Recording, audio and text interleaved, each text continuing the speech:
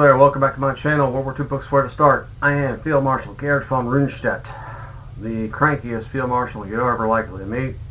I'll talk to you about the worst things I read this year. I got a top 5 list. Most folks do top 10, but I'm kind of brave and a trendsetter. I'm just going to do a top 5. We'll keep it brief because the bad is bad and the awful is worse, and I've got 5 of them that you should avoid at all costs. If you got somebody on your gift-giving list that's in World War II, definitely avoid these stinkers. And if you're new to the field and wondering if any of these might be good, I'm here to tell you they definitely ain't. So, kicking it off with Hitler's Spy Chief, the Wilhelm Canaris Betrayal by one Richard Bassett from, what was this, 2011, 297 pages, main body text. This is a supposed bio/history of the Abwehr and Canaris' double dealing with the Allies while supposedly being a faithful spy master for Hitler's regime. And boy, does it have some problems. So it's going to play up the idea that it could have been a deal done between the Western Allies and Nazi Germany in '43 that could have called off the war, and everybody could have lived happily ever after, and we could have fought communism on the side while getting rid of the Hitler regime. And if you know anything about the dealings with Stalin, one does not betray him lightly. And the Allies, the Western Allies, certainly had no intention of doing this. This is not a real thing. It's just not a real thing. But he starts off with a brief background of Canaris' younger life, especially aboard in the Imperial Navy, World War I, and his duty aboard a blockade-running cruiser conducting cruiser warfare off in the South Atlantic. And he supposedly was what this guy calls the intelligence officer aboard the ship. It makes a big deal out of like he was doing some kind of espionage while he was a ship's officer. This is not a thing. This is not real. If you're a staff officer back at headquarters, you might be the intelligence officer there, for naval intelligence, scout, concerned with enemy fleet units and order of battle and where they are and what they're doing. But aboard ship, no, it's not real. Not part of an admiral's staff. It's a single ship out there doing blockade running cruiser warfare. It's not real, man. So that's strike one against this clown. And then getting into the war, he kind of plays up the Abwehr as a very effective, efficient, and malevolent force combating Western Allied spies and penetrating England with his spies and finding out valuable information from Irish sources. Whew, boy, this is not a real thing either. MI5 and MI6 were really effective at rounding up damn near every German spy inserted into the country by any means during the entire course of the war, and of course running the double-cross system back against them. So the notion that the Abwehr was effective in getting moles inside British Isles is just outlandish to begin with. And any value they might have got from their Irish contacts would have faded out by 41, 42 at best. It's just not real. It just didn't happen. And then the events of '43 itself, where he's saying Canaris was double dealing with the war, where we could try to get rid of Hitler if you can guarantee that you can call off this unconditional surrender nonsense. Okay, no, there was no real attempt at that by the Western Allies. Once they had declared unconditional surrender was their policy, that was their policy. And anything they might have been telling Canaris on the side through third parties with the spy game was just BS to delude him. It's not plausible. And there's also an alleged meeting between Canaris and Henry von Tresckow prior to the champagne bottle attempt on Hitler's life in the airplane in '43.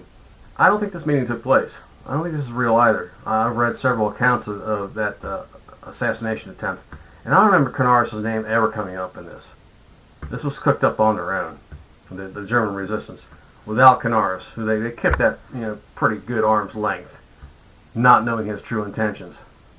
Yeah, there were guys in Canaris' office like Oster and Doheny that were in the German resistance, but in '43, no, man, they were treading water very carefully. Very carefully. So I've got a lot of doubts about that. It all ends up as blase, and he even goes so far as to say, and I just use the cliche he goes so far as to say Georg Elser might have been part of the intelligence, British intelligence asset when he did his lone assassination attempt in '39 on Hitler. Oh, come on, man. He leaves it as a little bit of a mystery. It could have been, might have been, we will never know the truth. Stop it. It's, again, you're just mounting out a molehill and slim to no evidence for your suppositions here. So this is what I call first-class garbage. Speaking of garbage, let's do it French style. The Forgotten Soldier by Guy Sayeur. Maybe saying that name right, may not. Published in 67, 465 pages, and I was kind of excited for this one. This is a really meaty, chunky memoir. A lot of memoirs are 250 pages, and very brief. I did this, I did that. Very matter of fact about stuff that happens. There's very few that go this length. And the guy on the Eastern Front, okay, French volunteer in the SS, cool, that's a good premise. You know, if this guy's story is real, it could be really valuable. It's been around forever. I've seen it countless iterations. Note to the audience, this is probably not Guy Sayeur. And nowhere in this book will you, in the photo section, will find a picture of the man. Every memoir, the guys got their own pictures front and center. Here I am hanging out with the boys. Here I am in my recruiting uniform when I graduated from the academy or whatever. Here I am, first day at the front. Here I am, wounded. None of this. These are stock photos of random Germans on the Eastern Front doing Eastern Front kind of things. There's no Guy Sayeur in there at all. So that's really suspicious. And then, along with the motto that liars tell on themselves, he tells on himself over and over and over and over and over in this book. And other historians have called him out on it too. It's not like I'm the first one to discover this. And he kind of blew it off. It's like, well, you can't really count. Don't worry about trivial details about, my wrist collar cuff being on the wrong cuff or where I was at 43. That's just, no, these are my emotions and experiences. Well, whatever, you're lying. He's got himself in a Berlin air raid at 43 by the Americans, daylight. Didn't happen. We didn't bomb Berlin until 44. Sorry. He's got himself carrying his own rifle around Berlin on leave. No. When you left your frontline unit, you left your rifle there because they needed it more than you do. And they don't want you running around the streets of Berlin armed. The Gestapo would have a really tough time with that. What are you doing, boy? It's not going to fly. So that didn't happen. He's got a sweetheart who's a air raid mistress or air raid assistant, siren caller, I don't know. She went around helping people out of crushed buildings. Okay, whatever. Probably not. I think he really was, like George Patton said, about, you don't want to be the guy who's shoveling shit in Louisiana. I think this guy was shoveling snow on the Eastern Front. I think because he mentions when he first joined up, he got booted out of Luftwaffe because he wasn't good enough, drafted into the Army, and he was doing pack mule stuff, digging out snow lanes and carrying supplies to various infantry units. I think that's what he really did. His story about his frostbite seems actually genuine. But the rest of the stuff, no. Volunteering for the Grossdeutschland division, no. And the ridiculous training montage he's got there where he's actually got the commanding officer doing live fire exercises to the point where he shoots some of his own recruits. No. That's a bad movie. That's what that is, but it's not reality. And then he's supposedly taken prisoner at the end of the war by the Americans, turned over to the French, did a year in prison, and the French let him out to join, made him join the army, the French army. Probably not. If you were an SS volunteer, you were a traitor. They probably don't want anything to do with you in the French army. They might have said, you can go join the French Foreign Legion, boy. But no, it just stinks. It just stinks from here to there. This is still in print, and it's been around forever. And, the publishers are making money off lies here. This is just garbage. Garbage. First class garbage. And moving on to some more garbage. Operation Snow by John Koster. Check that subtitle out. How a Soviet mole in FDR's White House triggered Pearl Harbor. Sounds intriguing, right? And I had to know, I couldn't resist, man. Sounds outlandish. Probably can't be true, but man, I gotta check it out. So this guy's so arrogant. And his first two sentences are this. Why another book about Pearl Harbor? Obviously because none of the other books got it right. Whew. None of them. 7-8 decades later, no one got it right. But I will. That's beyond ballsy, and it's just flat out ridiculous. And he goes on to prove it, that he is ridiculous, for 200 plus pages. 224 pages to be exact. Trying to make a big deal out of this guy in the State Department who was real, was a Soviet agent. As and was supposedly responsible for writing the draft of the modus vivendi that the Secretary of State offered to the Japanese during negotiations before the Pearl Harbor attack. And according to Koster, this forced the Japanese government into conducting the attack and starting the war against the U.S.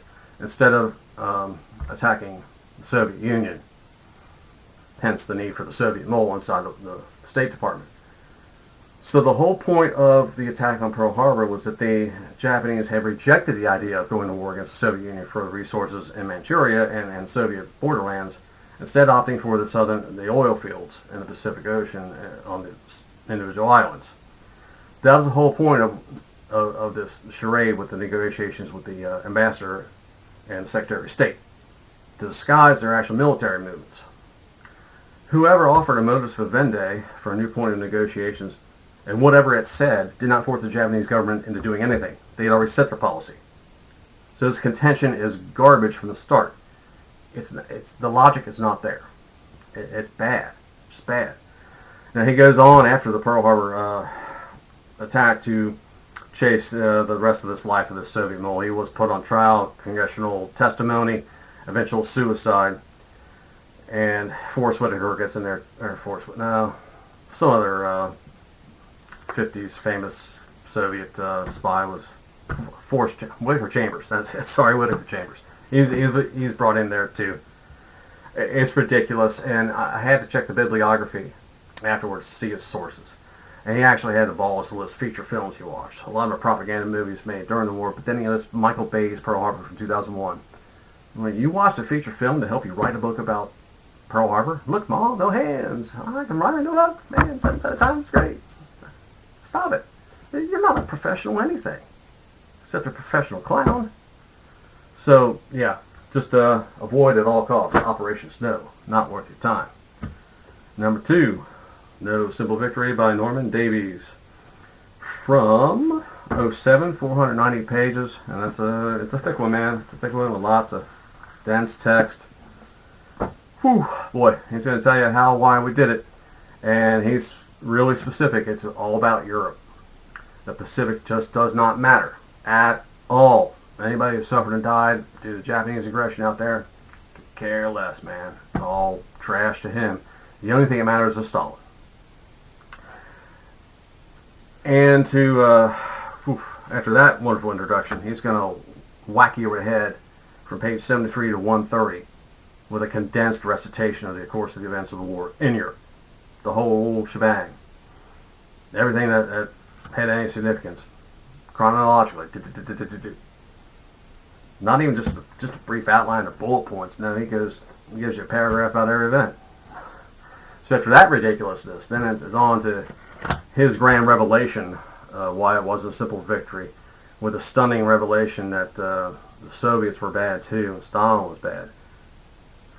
But at the same time, he's a leftist historian, and he tells you that flat out in print. It's not hinted. It's not something for you to discover through the writing and critical thinking about his writing. He flat out tells you he's got communist leanings and he's friendly to communist ideology. At the same time, telling you Stalin's bad. Okay, this makes no sense.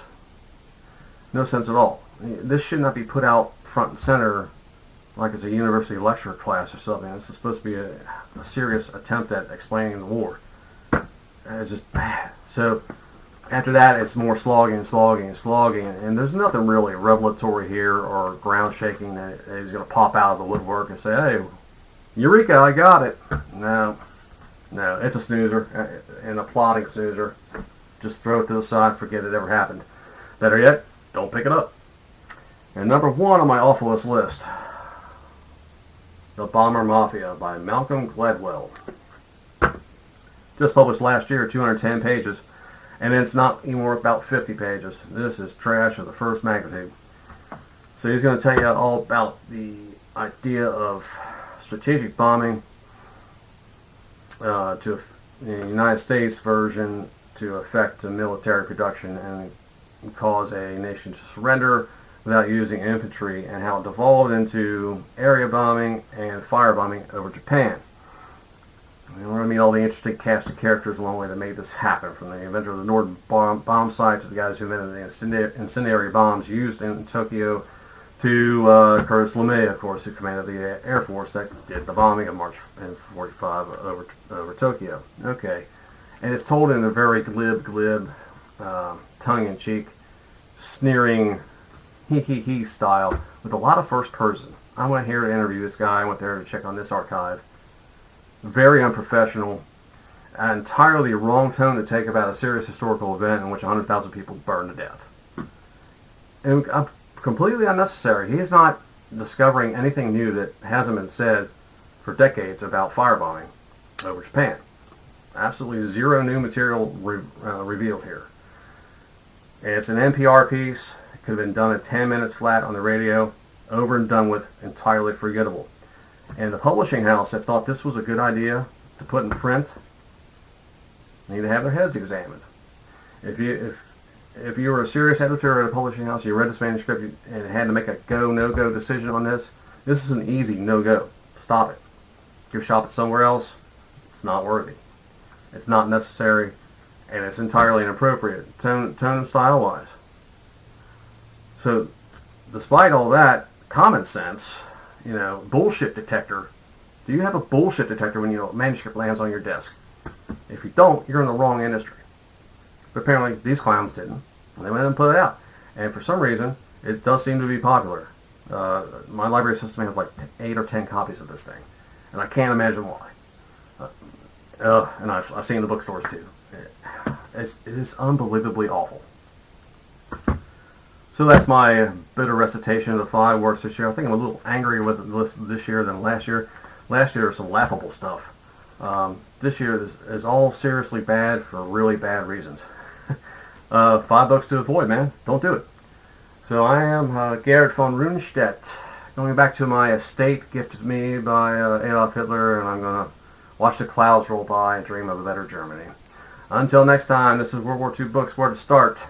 I'm your host. Going out to my manor now. I'm going to call my butler and get me a stiff drink. Happy reading.